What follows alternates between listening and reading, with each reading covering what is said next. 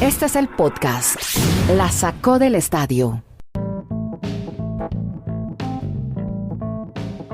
Hola, ¿cómo están? Llegamos al episodio 611 de este podcast que habla de deportes americanos, cuenta historias alrededor de los deportes americanos. Hoy, etiqueta grande, gigante, en letras doradas, Serie Mundial, Bravos de Atlanta, Soler, MVP, vamos a hablar de Simmons, vamos a hablar de los Browns, tendremos también etiqueta para Tua Tagovailoa, Rocks, y de Chris Paul también tendremos algo de historias de rolletes para contar en este podcast 611, que lo vamos a empezar con los Bravos de Atlanta. Ganan Serie Mundial por primera vez en este siglo. La última vez la habían ganado en el siglo pasado, año 95. Parecía que definitivamente no sería su año para los Bravos. Perdieron sus 4 primeros juegos, después se convirtieron en un hospital, se quedaron sin su pelotero más dinámico después de la pausa por el Juego de Estrellas, languidecían por debajo de la marca de 500 en agosto e inexplicablemente hoy son el equipo que ha ganado la Serie Mundial. ¿Cómo lo lograron?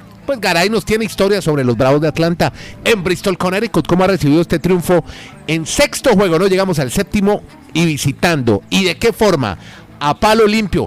Uno de los home runs, una sacada del estadio, la dejaron allá colgada en una lámpara. Kenny Garay, ¿cómo le va? ¿Cómo le va, don Andrés? Un abrazo desde Alaska hasta la Patagonia, de Arica hasta Punta Arenas. Eso. Y gracias a usted que baja nuestros contenidos todos los días. Nos conviene, nos gustan, nos beneficia si lo hacen en Anchor y en Spreaker, aunque es sin costo alguno en ningún lado. A ver, campeones después de 26 años, Andrés y Dani. Ajá. Recordemos que los Bravos de Atlanta tienen 4 títulos con este. Sí. Había tenido uno en Milwaukee, otro en Boston. Fueron los Bravos de Milwaukee, fueron los Bravos de Boston. Y aquel título con Bobby Cox en 1995, en un equipo en el que estaban jugadores de la categoría de Game Maddox, en un equipo que tenía definitivamente para el momento muchos de los grandes exponentes como Chipper Jones. Ganan los Bravos, se la llevan en 6 y nota aparte, no pudo Dusty Baker obtener su Serie Mundial. No estoy diciendo que no lo pueda hacer más adelante. Vea que Tony La Russa volvió con 74 años, pero por ahora le sigue negando. Se le negó cuando estaba con los Gigantes, se le niega ahora con los Astros de Houston. Y bien lo tituló la Associated Press, de pieza de repuesto a más valioso de la Serie Mundial. Ajá. Jorge Soler. Increíble lo del cubano. Sí. Segundo cubano en la historia que se convierte más valioso de la Serie Mundial. El otro había sido Liván Hernández. Liván, claro. No, claro. El hermano del Duque. Marlins, el hermano del Duque. El medio hermano, ¿no? En 1997. Sí, señor. El hermano del Duque. Y, hombre, decir que ahora, este muchacho que arrancó la temporada, estaba con los Royals de Kansas City, lo cambiaron en el mes de julio, estaba bateando 100 y algo, o sea, muy poquito. No, ya le tengo el dato, 192. 192, o sea, no era un super bateador. No, y en los Cachorros nadie le paraba bolas, nadie le prestaba atención. Exactamente. 3 meses antes bateaba para 192 en un equipo que estaba en el 4º sitio de su división. Hace 2 semanas no podía jugar por haber contraído el COVID-19. Sin embargo, sensacional lo que ha hecho en toda la Serie Mundial, figura de la Serie Mundial. Jorge Soler hace 5 años era actor secundario en los Cachorros de Chicago, como usted lo decía. Ajá. Y termina llevándose el MVP, el más valioso de la Serie Mundial. Jonronazo el de ayer. No, pero es que el jonrón de ayer sí. Fue uno de los más potentes y de los que llegó más lejos en la historia del Minute Maid Park. Sí. Y el cubano con 3 jonrones en la Serie Mundial de Béisbol, pues hombre, definitivamente es la gran figura en esta Serie Mundial del equipo de los Bravos de Atlanta. Me recuerda a lo inesperado que fue en su momento Edgar Rentería ganando el MVP de la Serie Mundial con los Gigantes de San Francisco y con el bate calentísimo. No, además el gesto, Dani Marulanda, lo saludo. Par de golpes en el pecho, el puño y impresionante todo lo que hizo.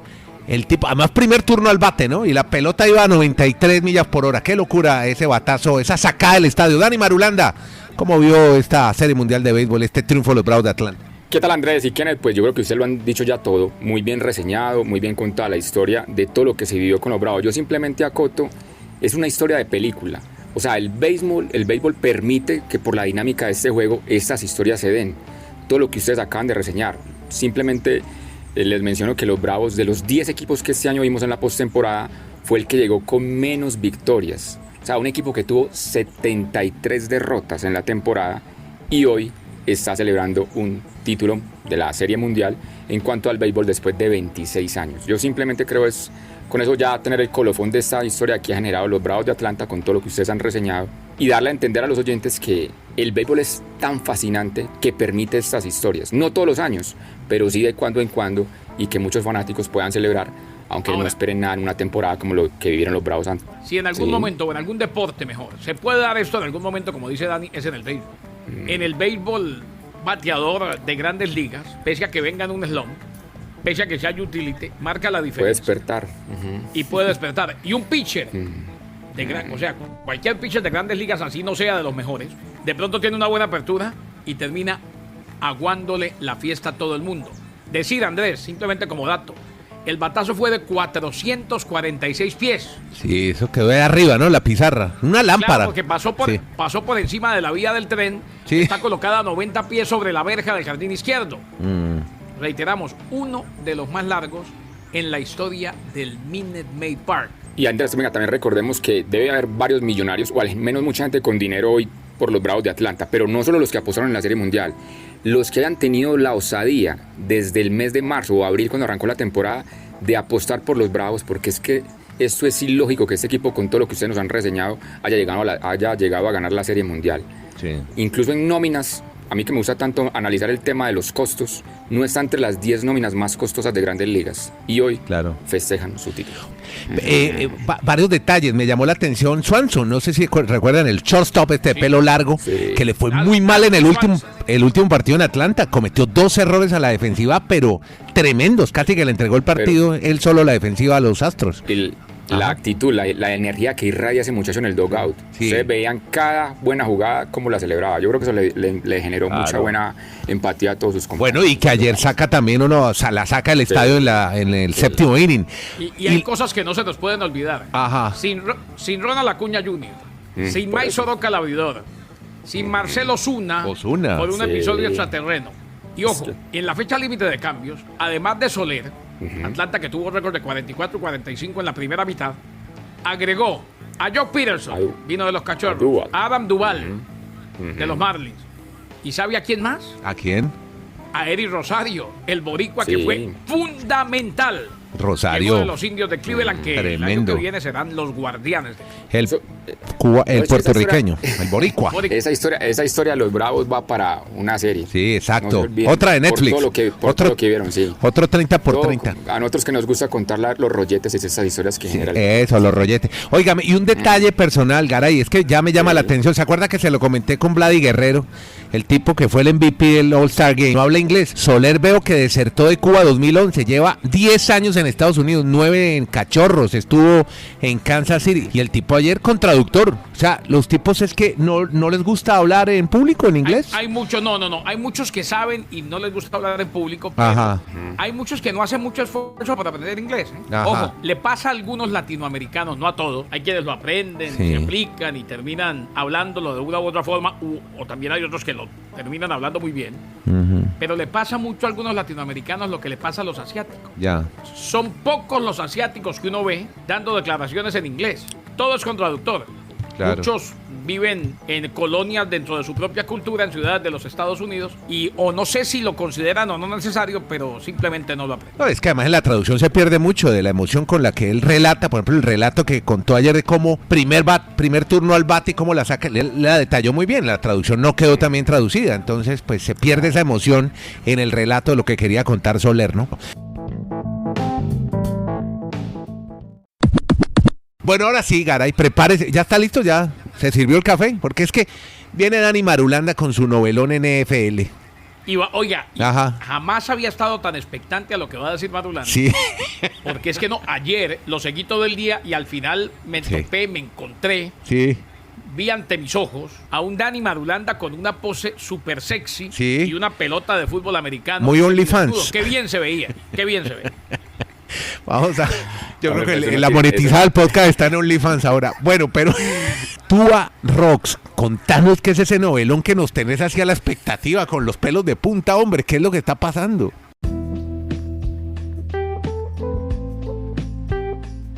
Pues que todos sabíamos, Andrés, Kennedy, oyentes, que el 2 de noviembre era una fecha clave para intercambios de jugadores en la NFL. Lo que no nos imaginábamos era lo que iba a pasar ese 2 de noviembre. Y la historia la va a tratar de comentar como en un hilo.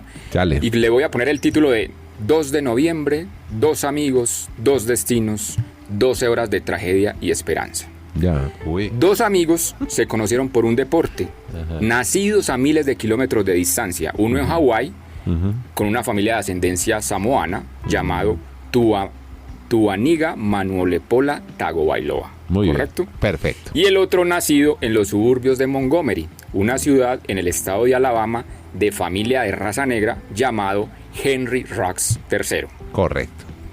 Tua de niño tenía la habilidad con la mano derecha, Ya. pero su papá desde niño lo entrenó a que lanzara con la izquierda. Y actualmente, en la temporada de la NFL, en el día inaugural, fue el único quarterback zurdo de esta temporada. Bien. Pero como esto no es un relato, amigos, de si política, si de derecha o de izquierda, que eso, aunque vende, O aburre. de centro también. Sí, aunque eso vende, pero aburre. Sí, claro. Pasemos mejor a hablar de Henry.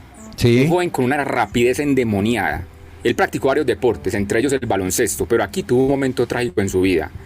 Porque cuando jugaba baloncesto, uno de sus mejores amigos, a los 17 años de vida, perdió la vida trágicamente en un accidente automovilístico. Y desde esa época que Ruggs empezó a jugar fútbol americano, siempre que hace una anotación, levanta tres dedos de su mano. ¿Y por qué 3 dedos?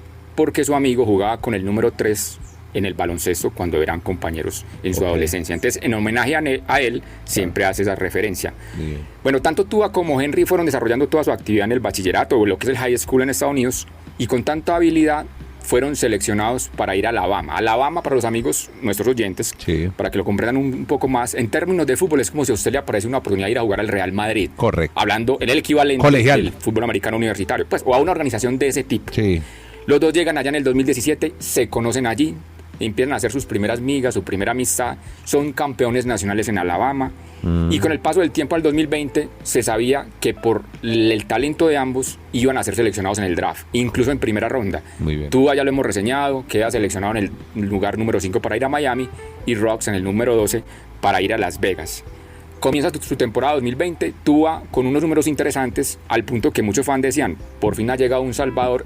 De pronto Tua va a ser el hombre que en torno a él nos lleve a un Super Bowl. Mientras que ese primer año de Ruggs fue de muchos altibajos, más discretos sus números, incluso simplemente son considerados como aceptables porque era su primer año. Pero este 2021 todo cambió para ambos. Ya. Mientras que Tua tiene una lesión, la reseñamos acá en el podcast, Ya. cuando sufre un golpe de las costillas, una fractura, se pierde varios juegos, 3 para ser exactos, y luego no ha podido ganar un partido. Mientras que su amigo, su gran amigazo Ruggs, empieza a despuntar como el hombre clave de receptores en el equipo de Las Vegas, por su rapidez, por su capacidad de atrapar pases. Pero llega la fecha del 2 de noviembre, o sea, el día anterior. Ya. Tua estaba en casa esperando las 4 horas de la tarde del este para que apareciera esa noticia, continúa en Miami o si era algo ineludible de que iba a salir de Miami. Mientras que Ruggs no tenía ninguna preocupación, él estaba disfrutando de su día de descanso, se fue a tomar unos tragos de más, toma su vehículo, va con una mujer en el vehículo y a las casi 4 de la mañana, hora del lugar donde él estaba, Sí. impacta a otro vehículo. Ay, no me digas. En el vehículo que choca, lamentablemente se incendia, muere una mujer de 23 años en el accidente. No me digas. En ese mismo día, estos dos amigos estaban viviendo diferentes circunstancias. Y para no alargar tanto la historia, ¿qué pasa en la noche? Que Tua queda con la esperanza de que va a seguir en Miami, que le van a dar 9 juegos más para demostrar que es un jugador élite, mientras que Ruggs, que ya estaba postulándose o despuntando a ser una pieza clave del equipo, la oficina de los Raiders le dicen, no vamos a continuar con usted, No me usted no diga. sigue jugando con nosotros, Uy, qué es fatalidad. despedido, porque la policía obviamente le ha dado cargos por estar manejando bajo influencias del licor y la muerte de una persona. No. Veremos qué va a pasar en la vida de estos dos amigos que los conoció el deporte y que en un mismo día se les transformó la vida. Para uno con esperanza y para el otro una tragedia. Es más, Rox en ese momento tiene una bebé de 6 meses de nacida. No, qué es Si esta quiere contar más la fatalidad, historia de ¿no? Netflix. Qué Es historia, más, hermano. Por eso qué yo ayer me quedé documental. impactado. Sí, Cuando yo salí con la foto de la NFL te genera unas historias. No, pero es que O sea, además... usted quedó impactado y casi se empelota porque... No. No. Oiga, pero es que Rox es un bebé, hermano. Tiene 22 años, me dice. 22, No. no, También, 23. Sí, Tú, los ay, dos son parece- muy 22 son niños. Pero, Pero Andrés, hay venga, una cosa, aquí primero podemos que entrar, todo- por ejemplo. Un último detalle, Kenneth, perdón. Aquí hay unas cosas que es que estos muchachos de la noche a la mañana, muchos de ellos al verse con tanto dinero, Sí. la NFL tiene un programa donde los muchachos, claro, están en su día de descanso, se pueden ir a beber. Sí. Les llevan conductor elegido, uno Claro. para que lo lleve a su casa, el otro para que le lleve el vehículo. Pero estos muchachos es difícil Sí. por esa cuna en la que crecieron de verse con tantas cosas de un momento a otro y hoy en la tragedia que está Rox, Kennedy y Andrés. No. Yo, primero que todo, una delicia como siempre escuchar la manera como compara las dos situaciones de Dani Marulanda. Y definitivamente pues vamos a estar muy pendientes. Muy triste Sí. la situación de este muchacho, que uno se pone a pensar en el tema de Rox y dice, sí, yo entiendo lo que dice Dani, entiendo lo de la cuna, entiendo lo de los conflictos, entiendo lo de los traumas, todo eso lo entiendo. Ser deportista profesional y más en la NFL es un privilegio. Bueno, muy bien. Seguimos con esto del fútbol americano. Tremenda historia, Marulanda. Mil gracias por compartirla con los auditores del podcast. Seguimos en NFL para hablar de el padre de Odell que arremete contra Baker en los Browns, Kenny. ¿Cómo le parece? Y ojo que esta es una situación que ya va de castaño oscuro. Odell Beckham Jr., todos lo sabemos, es uno de los mejores receptores de la NFL y así como es uno de los mejores, es uno de los más problemáticos. El papá de Odell Beckham señaló varias instancias con una publicación en redes sociales en que su hijo estaba descubierto, libre, y Baker Mayfield, el quarterback de los Browns, no le quiso pasar el ovoide. Ave María. Publicó un video en redes sociales destacando entonces estas ocasiones. Odell Beckham Sr. respondió con 3 palomas verdes en la sección de comentarios a una publicación que señaló que Mayfield estaba odiando a Odell o simplemente no deseaba que brillara como él. Sí. Esto generó polémica porque ya en varias ocasiones se ha visto cierta animadversión, o al menos así lo dicen. Beckham tuvo apenas una recepción para 6 yardas durante la derrota ante los Steelers de Pittsburgh. Beckham al final del partido también vio cómo Mayfield intentó encontrarlo, pero buscó el ovoide con solamente un brazo y no pudo quedarse con la recepción. Ha sufrido mucho el juego aéreo de Cleveland en semanas recientes. Sí.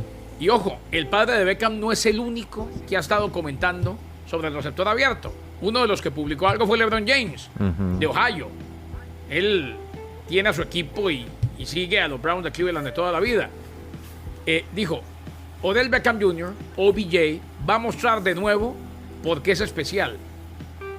Es el número 1 en cuanto a los receptores. Lo cierto es que Beckham, Marulanda, sigue en los Browns de Cleveland, que no lo intercambiaron, que está bajo contrato 12 campañas más y no le queda dinero garantizado a su acuerdo. Tiene un bono de plantilla de $1 millón en cada una de esas temporadas para el primer día de campamento de entrenamiento. Sigue ahí, porque ayer con todo esto se llegó a pensar que Beckham se iba. Podcast La Sacó del Estadio. En Twitter, @La Sacó Podcast.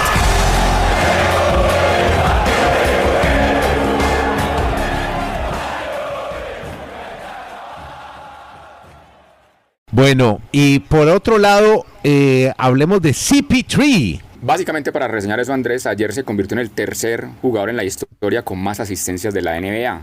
Ya en el tercer lugar con más de 10.300, pero está muy lejano de igualar a Jason Kidd, que ayer incluso lo vimos ya como entrenador. Yo no lo había visto, enfrentando al Miami Heat, entrenador de los Dallas Mavericks, que logró más de 12.000 en su carrera.